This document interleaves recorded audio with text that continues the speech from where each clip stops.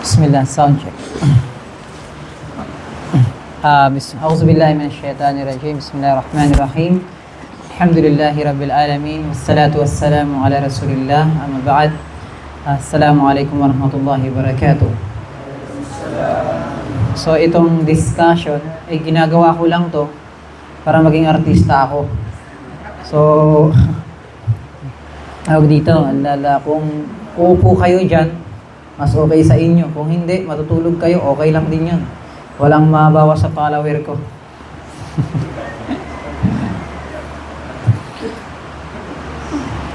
So, Bismillahirrahmanirrahim. Alhamdulillahi wassalatu wassalamu ala Rasulillah wa ala alihi wa man wala.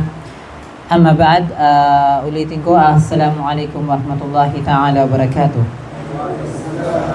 Unang-una sa lahat, nakakahiya naman kay Abdurrasad, parang nasa beach, nakahiga pa.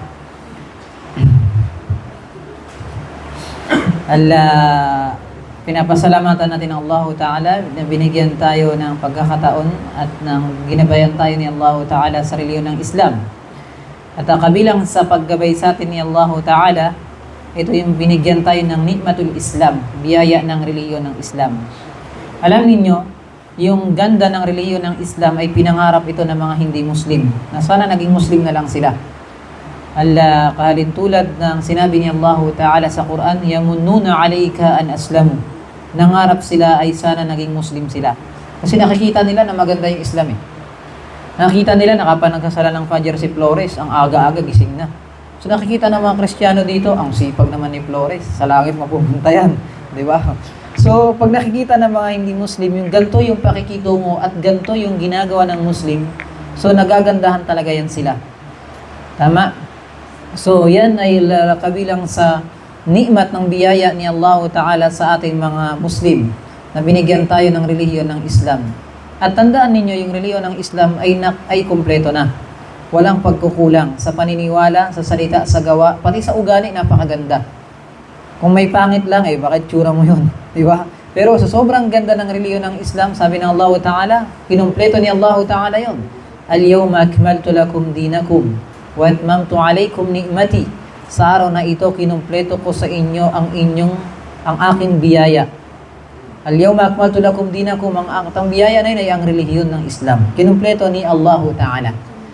So dapat marunong tayong alalahanin yung mga bagay na biyaya na to para magpasalamat tayo kay Allah Ta'ala. Kasi kapag inaalala natin yung mga bagay na to, yung mga bagay na meron ka, mas lalo kang nagpapasalamat kay Allah Ta'ala. Di ba? Halimbawa, binigyan si Flores ng pera ni Jul. Salamat Jul bait mo talaga. Tapos pag nakita sila ulit, uy Jul, naalala ko, binigyan mo ko ng pera, salamat ulit So kapag paulit-ulit nagpapasalamat si Flores kay Jul, alam mo nangyari Jul? Bibigyan mo siya ulit, di ba? Tama ba? Kasi na-appreciate ng tao.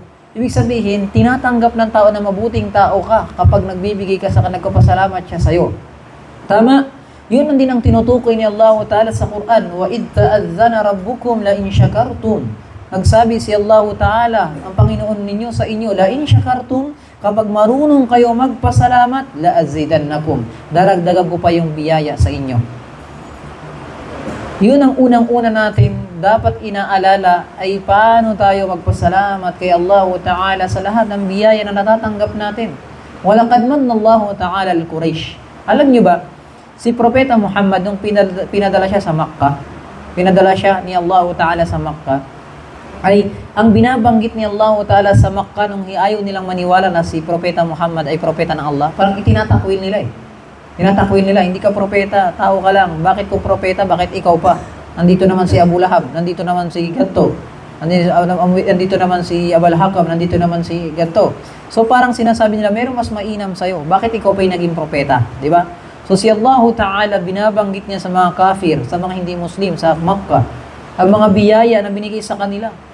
Tapos bakit parang ang punto dito, binigyan ko kayo ng biyaya, tapos ngayon binigyan ko kayo ng propeta, ayaw niyong paniwalaan. Malaking biyaya sa inyo yan. At kabilang sa binabanggit ni Allah Ta'ala sa kanila, sabi ni Allah Ta'ala, ila fi Quraysh, ila fihim rihlatash shita'i was-sayf. Tingnan niyo sa Quraysh, sabi ni Allah Ta'ala. Anong ginagawa ng Quraysh? Kasi yung Quraysh, sila yung pinakasikat na tribo na Arab. Kumbaga sa Pilipinas, di ba maraming tribo dito? May Ilocano, May Batanggenyo, may Siamal, mayroong Banjaw, mayroong Maranao. Di ba? Ang pinakasikat na tribo sa Muslim sa Pilipinas, sino? Mga Maranao, kasi marami sila. Di ba? Kahit nga sa buwan, nandun daw sila eh.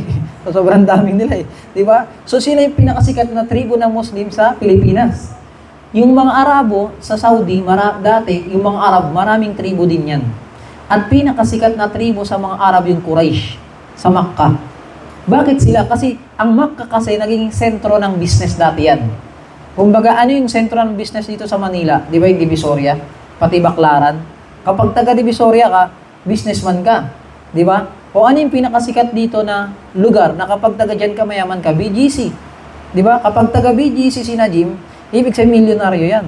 Di ba? Taga BGC ka, dala rin dala niyan.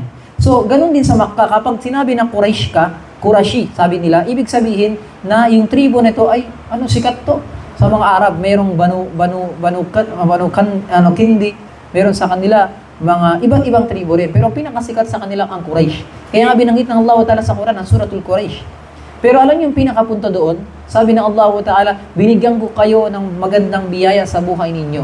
Ano ang pinakamagandang biyaya na binigay ni Allah Ta'ala sa Quraysh? Ano yung rihlata shita iwas-sayf? Yung kapag nag-business sila, yung mga Quraysh sa Makkah, kapag tag-init, kapag summer, di ba summer? Anong business ng tao kapag summer? Dito sa Manila, sa mga, di ba, halo-halo, kasi mainit eh. Di ba, payong, di ba? Pag tag-init. So, merong specific na tinitinda ang tao kapag tag-init. Diba? Saan sila pupunta ngayon? Saan yung bagsakan ng mga product na yan kapag ganyan, summer? Lagay natin sa Divisoria. Diba? Ganon din ang Quraysh. Kapag tag-init sa kanila, ang takbuhan nila punta sila ng Syria. Pero ang pinakamalaking problema sa mga Quraysh, sa mga Arab dati, uso sa kanila yung hold-upan. Yung snatch. Diba? Kapag ang business nila dati, syempre, marami silang tinatawag na kawafil. Ang kawafil, mga grupo ng camel yan, pati may mga alipin sila. Uso dati yan eh. Yung mga ganyan, kasi dati uso yung kaharian. Di ba? Nanonood kayo ng Korean, may mga alipin, may mga level yung mga tao. Dati ganun. Nung unang panahon, ganun yan. So, nangyari, kapag naglalakbay ang mga tao, yung mga Quraysh sa Syria, anong nangyari? Uso yung hold-upan. O inaatake sila ng mga, sa gitna ng daanan ng mga hold-upper. Ang ginagawa, pinapatay yung mga tao, tapos kukunin yung babae nila, yung kayamanan. Kaya nagkakaroon dito ng rido. Di ba yung maranaw na rido, yung patay ng pamilya? Diyan nag-uumpisa. Tapos atakihin ng kabilang pamilya. Naging problema yan dati sa mga Arab. Sobrang problema na yan ng mga Arab. Ngayon, yung mga Muslim, binabalikan nila yung ganyan ugali. Kaya nga tinatawag na ayyamul jahiliya, panahon ng kamangmangan yun. Ngayon, yung mga Muslim, binabalikan nila yung ganyan. So, naging problema. Pero yung Quraysh, anong ginawa ng Allah Ta'ala? Yung Quraysh, kapag alam ng mga Arab na yung Quraysh, daraan sila papunta ng Syria, hindi sila ginagalaw. Takot yung mga Arab sa kanila. Maranaw kami. Sige, subukan niyo makipagsuntukan. Di ba? Gano'n nangyari sa kanila. Di ba? Kayong Maranaw, nagtatawag yan kapag mayari talaga kayo. Kukunin na yung mga pamilya nila. So yung Quraysh parang gano'n sila. Pero kapag tag-init, summer, ang business nila sa Syria, sa north. Kapag taglamig naman, ang business nila sa south, sa Yemen. Sa Yemen. Di ba? Yung Makkah sa Saudi yan. Kapag baba niyan, south yan, Yemen. Kapag north, Syria. Ganun nila. Kaya nga sabi ng Allah Ta'ala, rihlata shita was sayf. Ang paglalakbay nila, fi shita, kapag taglamig sa south. Pag sayf, tag-init sa north. Kaya, ano nangyari? Walang gumagalaw sa kanila. At ang pinakadahilan kung bakit walang gumagalaw sa kanila ng mga Arab. Kasi nung panahon na sisirain yung Kaaba ni Abraha, si Abraha is king siya ng Yemen. Nung nakita niya yung Kaaba sa Makkah, laging pinupuntahan ng mga Arab. Kung mayroong siyang iaalay na rebulto lalagay sa Kaaba. Kasi dati ang Quraysh, ang Makkah, lalagyan ng mga rebulto yan eh. So yung taga-Yemen na yun, nahari si Abraha, isa siyang Kristiyano. Hindi ako nagkamali. Ngayon, nakita, galit na galit siya sa mga Arab. Bakit lahat ng mga Arab pumupunta doon sa Makkah? Ang ginawa niya, naghanda siya ng sundalo, ng military. Okay, martial law tayo Wala kayong gagawin. Pupunta tayo sa Makkah, sisirain natin yung Kaaba. Diba? Nung pumunta sila ng Kaaba na yun, yun yung taon na yun, doon pinanganak si Propeta Muhammad. So, nung pumunta sila doon para sirain yung Kaaba, doon na nagpadala si Allah Ta'ala ng tayran ababil. Diba? Alam tara kayfa fa'ala rabbuka bi ashabil fil. Alam yaj'al kaydahum fi tadlil. Hindi nyo ba nakita si Allah Ta'ala nagpadala siya ng tayran ng ibon ng ababil. Yung ibon na yun may daladalang apoy. Ilang libo yun, 1,000,000 siguro na ibon sa kalangitan yun. Kasi nang pumunta na yung expedition na military ni Abraha sa Makkah para sirain yung Kaaba, doon pa lang sila malapit nakapasok sa Makkah, nagpadalang Allahu Ta'ala ng ibon mula sa kalangitan. Tapos yung ibon na yun may dalang apoy. Laki kasi laki ng Jolen, malaglakan ka ng Jolen sa second floor. Basag yung ulo mo, Jolen lang yun ha. Yung apoy na yung bato na dala ng ibon, may apoy yun. Kaya ang nangyari, lahat ng mga sundalo ni Abraha, pati siya, ay chinapchap ng Allahu Ta'ala doon. Kaya nga sabi, فَجَعَلَهُمْ كَعَصْفٍ مَأْكُولٍ, para silang pagkain na dinurog. So pagkatapos nung kumalat yung kwento na yun, sa buong mundo kumalat yun, pati sa Roman Empire, pati sa Persian Empire, natakot sila. Hindi mo pwedeng galawin yan. Kasi bakit pinoprotektahan ng Panginoon yan? Dahil nagsaumpa sa taon na yun, wala nang gumagalaw sa Quraysh. Nakuha ninyo? So, ang pinakapunto dito, kabilang sa pinakamalaking biyaya ni Allah Ta'ala sa tao, yung security, yung peace and order. Di ba? Yung kapag magtatrabaho ka, wala nang hold up sa'yo. Di ba? Kasi mapayapa ka. Yung papasok ka ng trabaho, walang magnanakaw sa'yo. Payapa ka. Kaya nga, di ba, gustong-gusto ng tao si Duterte? Kahit wala kang trabaho, kahit tambay ka lang. Kasi bakit? Kasi nga, mayroong kang may peace and order. Kasi pinakamalaking biyaya ni Allah Ta'ala sa komunidad, yan yung peace and order. Walang magnanakaw, walang adik, wala lahat. Kundi kahit maglakad ka sa gabi, di ba? Safe ka. Makita mo maglakad ka sa gabi, walang mga away sa'yo, walang mga hablot sa'yo. Tsura pa lang ni Romel eh. Di ba? Wala pang ginagawa, mukha ng kriminal. So kabilang sa malaking biyaya ni Allah Ta'ala yung ganyan na nalilimutan ng tao. Kaya nga, si Allah Ta'ala binanggit niya lagi sa Quran yan. Yung peace and order sa isang komunidad na malaking biyaya. Daraballahu mathalan qaryatan kanat aminatan mutmainna. Magbibigay kami ng halimbawa sa inyo ng isang lugar na itong lugar na to aminatan mutmainna. Ito ay merong peace and order. Unang binanggit ng Allah Ta'ala ng biyaya sa lugar, peace and order. Imagine mo, magkagera sa Manila, sakupin ka ng China. Di ba? Isang araw na gera lang yun. Taranta ka talaga, isang araw lang yun ha, hindi mo kaya. Hold upin ka nga lang, matay ka eh. Paano pa kayo kapag gera, isang araw? Kaya hindi natin pinapangarap na magkagulo sa lugar natin. Bawal pangarapin na gusto mo mag-martial law dito. Hindi nga dumating yung parcel mo sa Shopee, galit ka na eh. Paano kaya pa nag-martial law na? Pag nag-revolution, di ba? Kaya pinagbabawal sa Islam yung manalangin ka na magkagulo sa lugar, bawal yan. Naintindihan, kaya nga dapat obligado sa mga Muslim na tumulong lagi sa komunidad na sinusumbong kung sino yung magnanakaw, sino yung nagadroga dito, sino ganyan. Kasi bakit? Kapag hindi nyo ginawa yan, ang mangyayari, hayaan ninyo, susunod na henerasyon, makita mo, na kapag nagsusumbong, hindi ka nagsusumbong, okay lang yan. Kita mo yung anak ko, siya na may dalang chongkay. Di ba? Ay, bakit ginagawa mo yun? Kasi yan yung nasa komunidad na kinasanayan nakikita ng tao. So yan yung dapat yung biyaya na dapat maintindihan at malaman ng tao yung halaga. Nakuha ninyo? So anyway, so ito yung kung bakit nabigay ng batas si Allah Ta'ala sa isang lugar, sa bawat nasyon. Para mapangalagaan yung mga bagay na dapat pangalagaan. Halimbawa, si Allah Ta'ala ay binigyan niya ng biyaya yung lugar ng Dakota. Okay, para maprotektahan at maalagaan ninyo yung biyaya na yan, maglalagay ako ng batas dyan. Di ba yung barangay, para walang ang mga bata naliligaw dito, para walang bata na kinukuha ng white na van, ano sabihin ng barangay? Okay, hanggang 10 PM lang tayo. Pagdating ng alas 10, ay dapat wala ng batang lalabas. So, ibig sabihin, yung barangay naglalagay siya ng batas para mapangalagaan yung komunidad. May purpose, may dahilan yung batas kung bakit na ilalagay. Tama ba? O halimbawa, bawal mag-karaoke. Kapag dumating na ang 10 PM, maingay kayo eh. Kung magkantahan, akala kayo may-ari ng barangay 704. Di ba? Anong dahilan bakit naglagay ng ordinance yung barangay na yan? Para mapangalagaan yung kapitbahay. Di ba? Kasi hindi sila nakakatulog. Ano pa? Sabi ng barangay, yung aso ninyo, talian ninyo.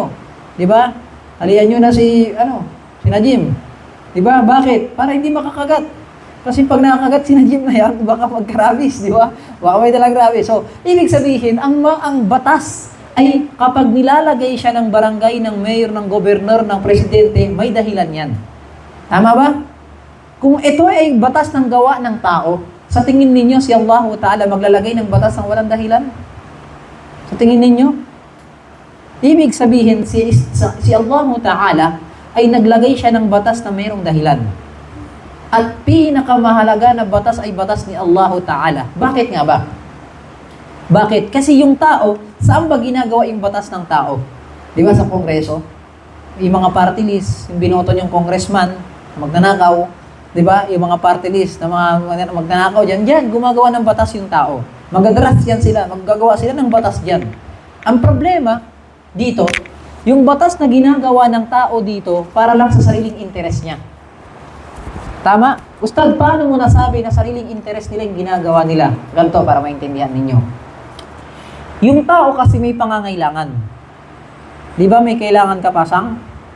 Bilang tao ka, may kailangan ka eh. Di ba? Kapag nasa business ka, kailangan mo protektahan yung business mo. Tama? So, kapag ang isang tao, businessman, papasok siya sa politika, gagawa siya ng batas para protektahan yung business niya. Di ba? O papasok ka sa barangay, ang punto mo lang para protektahan yung lugar mo. May sariling interest ka. Di ba? Kaya ka pumasok sa politika. So yung tao kasi, tandaan ninyo, nilikha ni Allah Ta'ala yung tao na may kahinaan. Mahina si Najim. Mahinang nilalang yan. At dahil mahinang nilalang siya, meron siyang mga bagay na kailangan niya makumpleto para mawala yung kahinaan pagtakpan niya. Di ba? Kailangan niya pagtakpan yun kasi tao siya eh. Di ba? So, ang gagawin niya, kapag gagawa siya ng isang bagay, ang bagay na yon tutukoy yun na dapat protektahan yung kahinaan niya. So, yung tao, pupunta sa Kongreso, gagawa siya ng batas, yung batas na gagawin niya, para protektahan yung kahinaan niya, sariling interes niya. Tama? Ganun yun eh. Kaya nga sabi ni Allah Ta'ala, Ya ayyuhan nas, antumul fuqara'u ilallah. O kayo mga tao, mga may hirap kayo, mga mahihinang nilalang kayo. Mahinang nilalang ka, Jami. Di ba? Antumul fuqara ilallah. Kayo ay may kailangan kay Allah Ta'ala. Naintindihan ninyo? Kaya ito, i-discuss natin dito yung tinatawag na ano yung dahilan bakit naglagay si Allah Ta'ala ng batas sa dunya. Para maiintindihan mo bakit naglagay ng fasting si Allah. Bakit naglagay ng kailangan mo magsala, kailangan mo mag-hajj. Dito maiintindihan yung konsepto na ito pala yung dahilan kung bakit nilagay ni Allah yung batas. At sa batas ng Pilipinas, tinatawag na Constitution, diba? Philippines Constitution, kung may lahat ng batas na yan, kahit yung court procedure, tapos yung criminal law 1, criminal law 2, political law, remedial, taxation. Alam niyo ba yan? Yung mga batas na yan, sinag-aral sa inyo ng criminology. Sinag-aral sa inyo ng school, di ba? Meron yan, Philippines Constitution, sa unang first year college. Kailangan nyo memorize inyo yung preamble dyan. Di ba? We, the sovereign Filipino people, di ba? Maganyan pa yan eh. Memorize ninyo, tapos section 1, section 2. May ganyan yan. Kapag mag-aaral kayo sa college, sa first year college yan, o second year ata yan. Memorize niyo yan, Philippines Constitution. Kasi yung pinaka-introduction ng Philippines Constitution, yung batas ng Pilipinas. Anyway, so yung batas na yan, meron yung pinaka-punto. Section 1, Article 2, Section 2, ganto, human rights, na ganyan. So meron yung pinoprotektahan. Yung batas ng Islam, yung Quran, kompleto rin yan. Mula sa Suratul Fatiha hanggang dulo, meron din siyang pinupunto na dapat protektahan. Naintindihan ninyo? So, ayan ang tinatawag sa pag-aaral ng Islam, tinatawag na Maqasidus Sharia. Maqasidus Sharia. Pag sinabi mong Maqasidus Sharia, ang pinakapunto ng batas ng Islam. Sabi ng Islam, bawal magnakaw si Romel. So, may punto dito, bakit pinagbawal ang Islam na bawal magnakaw? Ibig sabihin, para protektahan yung cellphone ni Adspar. So, binigyan ka ni Allah ng protection doon. Bakit kailangan putulin yung kamay na nagnakaw? Para hindi ulitin yan. Para protektahan yung kayamanan ng bawat isa. So, meron siyang dahilan kung bakit nilagay. Ang tawag dito ay Maqasidus Sharia. Ibig sabihin ng Maqasidus Sharia, the objective of Islamic jurisprudence. O sa Tagalog, ang pinakapunto ng batas ng relihiyon ng Islam. Ang pinakapunto niya. Nakuha ninyo? At ito ang kabilang sa pinakamahalaga at magandang kaalaman na natutunan ng tao sa Islam. Nakuha ninyo? Kasi bakit? Ang ibig sabihin ng maqasid, plural yan. Alam niyo ba yung plural? Plural ay plural yan ng salitang maqsad. Singular niya is maqsad. Ang ibig sabihin ng maqsad sa synonyms niya ay murad, ang pinakapunto, ang pinakadahilan, ang pinaka-objective. So parang sila, muradu maqasidis syariatillah. Ang pinakapunto, bakit may batas si Allah. So dito na maintindihan bakit bawal pumatay, bakit bawal magnakaw, bakit bawal magsinungaling, bakit bawal magzina, bakit bawal uminom ng alak, bakit bawal. Di ba lagi natin tinatanong yan? Bakit bawal to, bakit inutos to? Yan, malalaman yan sa tinatawag ng ilmul maqasid. Ibig sabihin, ang kaalaman patungkol sa punto ng dahilan bakit naglagay si Allah Ta'ala ng batas.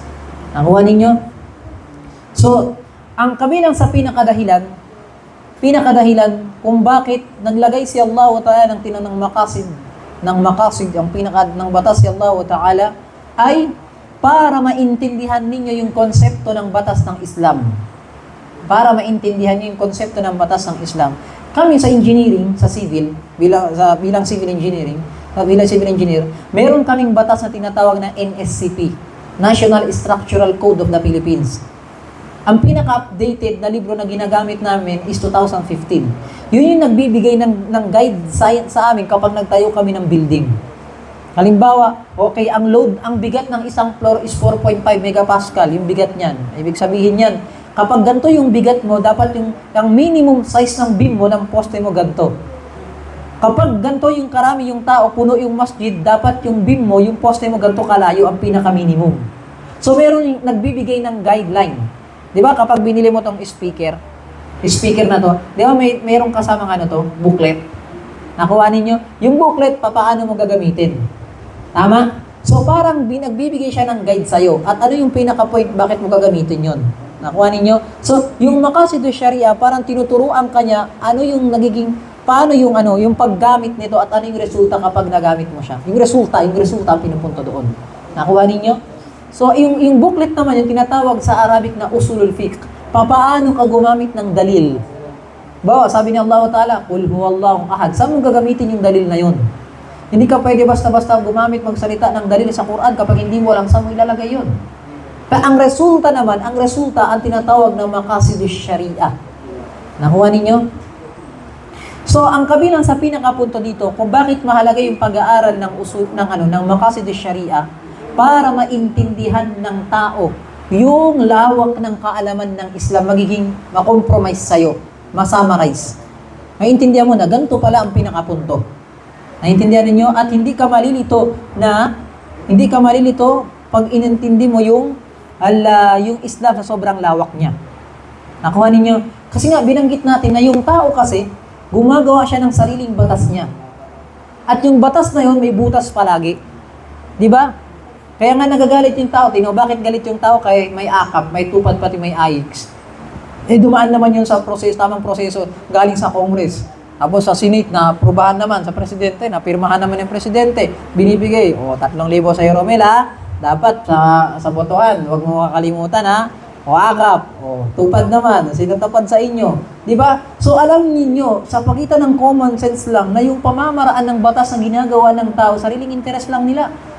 Di ba? Sa pagitan ng common sense lang yun, Hindi mo na kailangang basahin yung mga ginawa nilang mga batas. Ito, kailangan, ang pinakapunto lang pala, bigyan ka ng 3,000, dahil pang sinayang ng papel na isulat. Di ba? So dito, pagdating sa maqasidus sharia, si Allah Ta'ala ay wala siyang pangangailangan sa atin. Kaya ang batas ng Islam ay perpekto talaga sa lahat ng nilalang. Bakit? Kasi ang tao, nung naglagay siya ng batas para protektahan ang kanyang sariling interes, kasi para pagtakpan ang kanyang kahinaan, ang tanong ko sa inyo, si Allah Ta'ala ba bilang Panginoon may kahinaan? Wala. So gagawa siya ng batas para protektahan yung sariling interes niya? Wala, kasi wala naman siyang pangangailangan Tama, kung hindi, para protektahan ang mga taong nilalang sa batas na yon at babalik din sa mga tao yung ikinabubuti ng batas na yon. Kaya nga sabi ng Allah Ta'ala, Ala ya'lamu man khalaqa wa huwal latiful khabir. Hindi ba alam ni Allah Ta'ala ang kanyang nilikha? Alam niya. Kaya nga anong alam niya, gumawa siya ng batas para sa ikabubuti ng mga nilikha niya, hindi sa ikabubuti niya. Kasi wala man siya pangangailangan Naintindihan ninyo? So, ganun yung takbo ng sistema, ganun yung takbo ng pagbigay ng batas ni Allah Ta'ala sa atin na para protektahan yung ating sarili, yung ating tao sa batas na ginawa ni Allah Ta'ala. Naintindihan ninyo? So, yun ang pinakapunto para maintindihan natin yung batas ni Allah Subhanahu wa Ta'ala. Ikalawang dahilan, ano yun? Ikalawang dahilan para maintindihan natin yung hikmah. Ang dahilan, bakit si Allah Ta'ala naglagay ng batas? Para maintindihan natin, ay yung hikmah. Pag sinabi mong hikmah yung dahilan, bakit naglagay si Allah Ta'ala ng batas? Halimbawa, si Allah Ta'ala, saan si Basri? Saan yung kontrol natin? Bawa si Basri sabi niya, kayo mga natutulog ha, bawal dito. Di ba? Sabi ni Basri, ba't umupo ka? Sinabi ko lang halimbawa. Sabi ni Basri, kayo mga jamaa, bawal kayo matulog pagkatapos ng Fajr. So tingin ninyo, anong dahilan bakit ipinagbawal ng puntod at ng admin? Para hindi kayo manakawan ng cellphone. Di ba? Kasi may papasok dito, kumari magsala na magnanakaw para. So may dahilan kung bakit may pinagbabawal. Naintindihan ninyo? Mamaya pag nawalan si Pasa ng cellphone niya, Ustad, dito lang ako natulog kanina eh. Di ba? Wala na yung cellphone ko eh. Di ba? So yun yung dahilan kung bakit nagbigay ng mga batas yung isang tao sa isang bagay. Mas lalo si Allah Ta'ala. Yung batas ng kanyang binibigay, hindi lang sa isang tao, kundi pang kalahatan yon. So yun yung hikmah ni Allah Ta'ala. Bakit bawal magzina? Bakit bawal mo i-chat yung ibang babae na hindi mo naman asawa, Adspar? Hindi mo pa pinapakasalan. Di ba? Kasi ang hikmah ni Allah Ta'ala, bakit? Para hindi magkaroon ng pinsala sa pamilya. Pag nalaman ng kapatid niya yun, Adspar, hindi mo tinitigil ang kapatid ko ah. Ano? Di ba?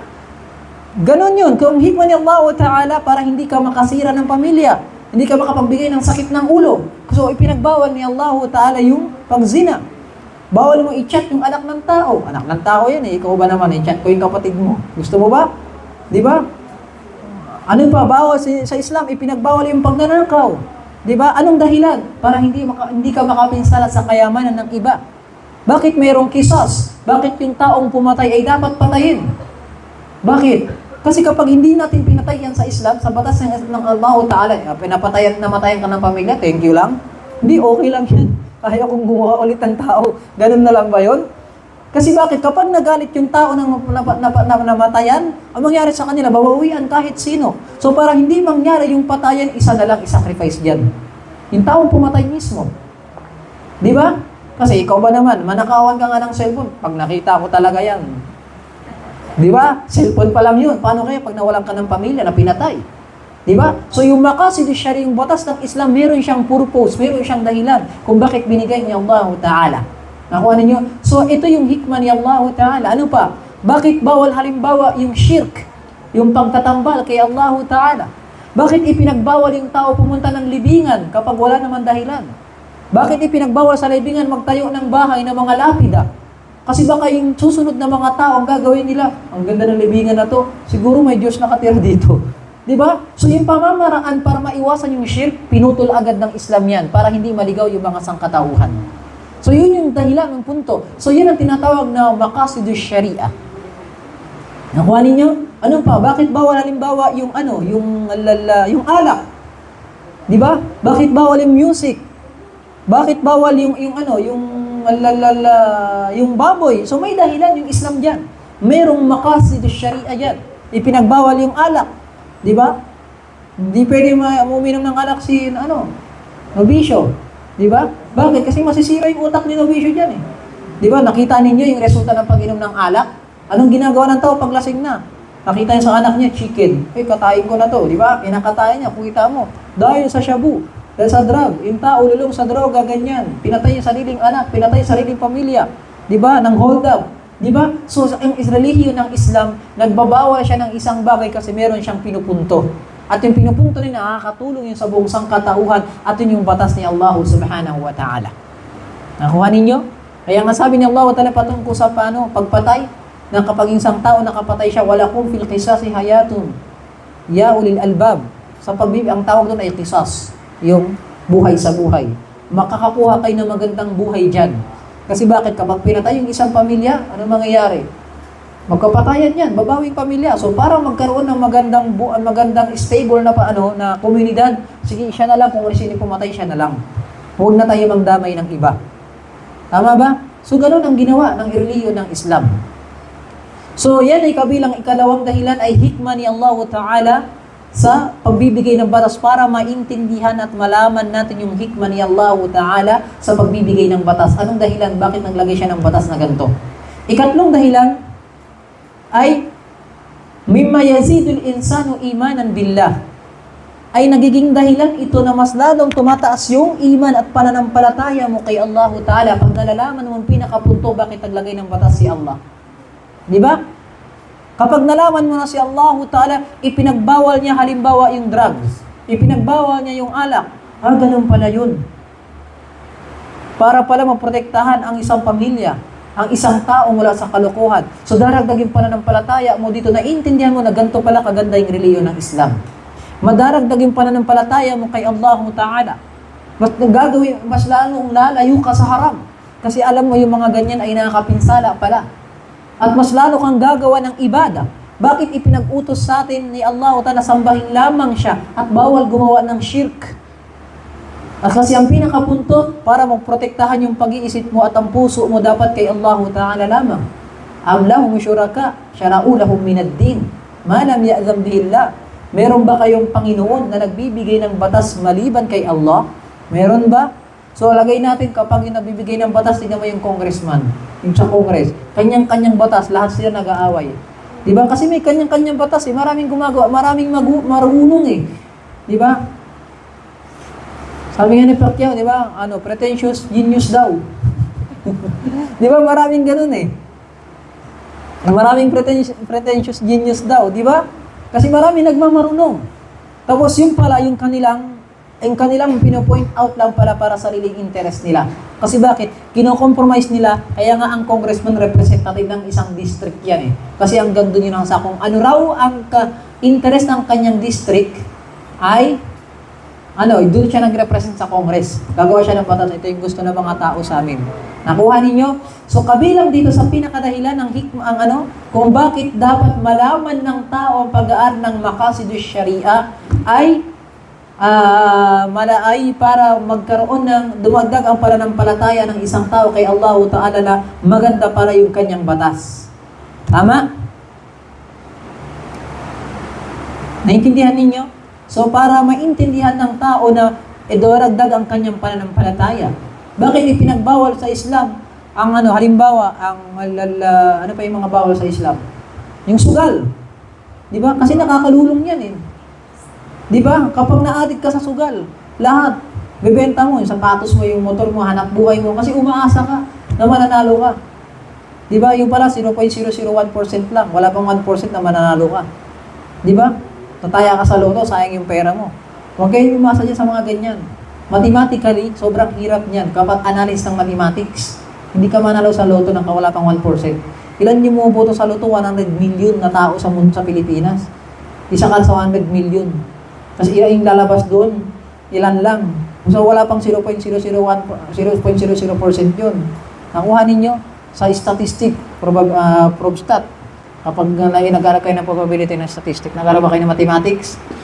Naintindihan niyo ba yung probability ng statistic? Dapat alam yan. Baka sa algebra, tiway na kayo. So yan ay kabilang sa dapat maintindihan ng tao na kung bakit naglagay si Allah Ta'ala ng batas sa relihiyon ng Islam.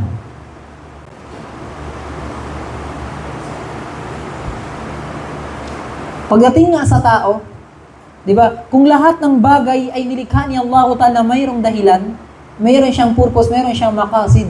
Sa tingin ninyo, yung pagkalikha sa tao, nilikha lang yan ng walang dahilan? Kaya nga sabi ng Allah Ta'ala patungkol sa kalangitan, pati sa dunya. Anong sabi ng Allah Ta'ala? Ma khalaqna as-samawati wal arda wa ma bainahuma la'ibin. Hindi namin nilikha ang kalangitan, pati ang dunya na nakikipagbiruan kami. Nakikipaglokohan kami. May dahilan yan. Tama. Ultimo yung langgam, yung elepante, lahat nakita yung may dahilan. Si Allah Ta'ala, bakit ganyan nilikha yan? Nakuha ninyo? Ma khalaqna as-samawati wal arda wa ma bainahuma la'ibin. Hindi namin nilikha yan, nakikipagbiruan kami. Joker ba ako? Nakipag-joke ba ako sa inyo? Parang ganun ang punto ni Allah Ta'ala. Kaya pagdating sa kalangitan pati sa mundo, sabi ng Allah Ta'ala, hindi ako nakikipagbiruan dyan. May dahilan yan kung bakit ko nilikha yan. Di ba? Sabi ng Allah Ta'ala, la khalqus samawati wal ardi akbaru min khaliqin nas. Yung nilikha namin yung kalangitan, yung dunya, pati yung bundok, mas malaki pa kaysa tao. Di ba? Mas malaki pa? Pero sabi ng Allah Ta'ala, hindi namin nilikha yan, nakikipagbiruan kami dyan. Mas malaki pa yan kaysa sa inyo, yung bundok. Sa tingin mo, nakipagbibiroan kami sa bundok kung nilikha namin na ganyan yan? O sige, lipat tayo sa tao. Mas maliit ka lang dyan. Tingin mo, nakipagbiroan kami sa'yo? Naintindihan ninyo? Kaya sabi ng Allah Ta'ala, patungkol sa kalangitan, sa dunya, hindi kami nakikipagbiroan dyan. Nung nilikha namin yan. Padating sa tao, ayahsabul insanu ayyutraka suda. Inakala ba ng taong ito nilikha namin siya, tas walang dahilan? Afahasibtum annama khalaqnakum abatha. Inakala ninyo ba Naniniwala ba kayo nilikha namin kayo dito sa mundo, nakikipagbiruan kami sa inyo? So, ibig sabihin, si Allah Ta'ala, hindi siya gagawa ng isang bagay, maliban na lamang ay merong hikma si Allah Subhanahu wa Ta'ala, wa huwa hakim. Yan ang tinutukoy na si Allah Ta'ala ay hakim. Ibig sabihin, lahat ng kanyang nilikha, lahat ng kanyang ginawa ay may dahilan.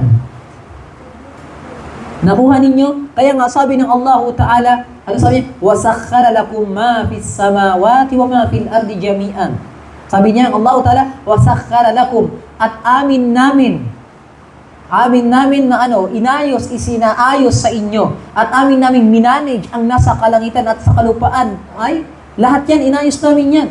Tapos sabi ng Allah Ta'ala, inna fi dhalika la ayatin liqaumin yatafakkarun. At meron ditong aya si Allah Ta'ala sa mga tao marunong mag-isip. Anong pinupunto dito? Ang pinupunto dito ni Allah Ta'ala, lahat na nakikita niya sa kalangitan, sa kalupaan, ultimo maliit na bagay na hayop at malaking hayop yan, ay aya, may aya si Allah Ta'ala, may dahilan si Allah Ta'ala dyan. Pero yung iba hindi natin alam. Liqaumin yatafakkarun. Kaya nga sabi ng Allah Ta'ala, inutusan tayong magmuni-muni. Alam niyo muni-muni? Mag-isip-isip na lahat ng mga bagay. Sabi ng Allah Ta'ala, Qul inzuru madha fis samawati wal ard. Tignan, tumingin kayo sa kalangitan. Tumingin kayo sa kalangitan, tumingin kayo sa bundok, sa kalupaan, sa karagatan. Tignan ninyo paano nilikha ng Allah Ta'ala yan. Ang ganda, di ba? Di ba ang ganda? Sa tingin niyo, nakikipagbiroan kami dyan? Walang dahilan, nilikha namin, ang trip lang namin yan. Nakuha ninyo? So, mayroong purpose si Allah Ta'ala sa ganyan, lahat ng pagkakalika niya. Ano pa kaya yung nagbigay si Allah Ta'ala ng batas?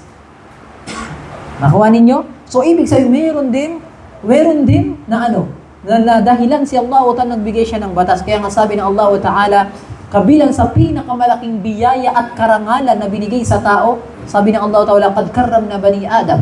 Binigyan namin ng karangalan ang tao, ang anak ni Adam. Ang tao, binigyan namin kayo ng karangalan.